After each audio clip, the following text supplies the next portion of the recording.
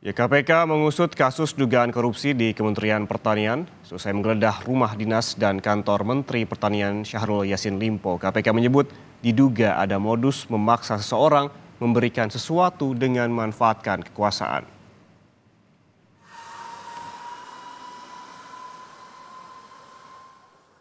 KPK terus mengumpulkan bukti untuk mengusut kasus dugaan korupsi di Kementerian Pertanian. Rumah dinas Menteri Pertanian Syahrul Yassin Limpo digeledah penyidik KPK.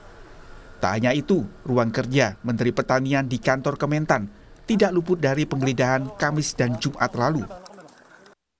Dari hasil penggeledahan, KPK menyita uang tunai puluhan miliar rupiah, dokumen keuangan dan pembelian aset, serta 12 senjata api dari rumah dinas Menteri Pertanian. KPK telah menyerahkan 12 senjata api tersebut ke Polda Metro Jaya untuk diselidiki. Benar ya, KPK sudah berkoordinasi dengan Polda Metro Jaya dalam hal ini menerima titipan berupa temuan hasil penggeledahan oleh KPK yang kemudian diterima melalui Direktorat Intelkam. Tentunya nanti kita akan melakukan pendalaman. Jumlahnya secara kuantitas ada 12 ya. KPK menyebut dalam kasus dugaan korupsi di Kementan ada upaya untuk menguntungkan diri sendiri secara melawan hukum atau menyalahgunakan kekuasaan memaksa seseorang memberikan sesuatu. KPK menyatakan telah menetapkan tersangka korupsi di Kementan namun belum diumumkan ke publik. Sejauh ini yang sedang kami lakukan proses penyidikannya terkait dengan perkara ini adalah berkaitan dengan dugaan korupsi. Ini kalau dalam konstruksi bahasa hukumnya ya, dengan maksud menguntungkan diri sendiri atau orang lain secara melawan hukum,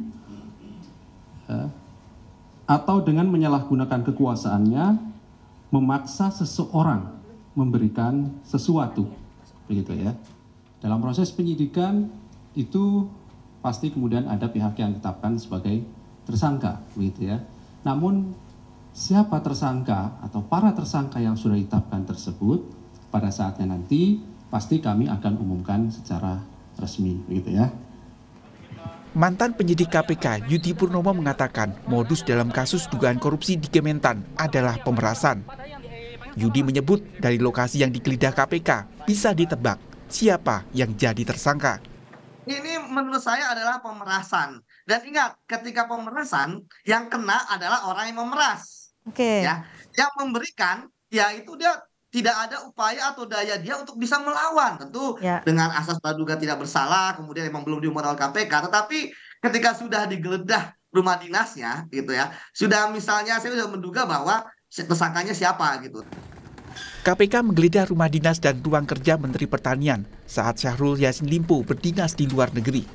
Sebelumnya, Mentan Syahrul Yassin Limpo pernah diperiksa KPK 19 Juni lalu. Tim Liputan, Kompas TV.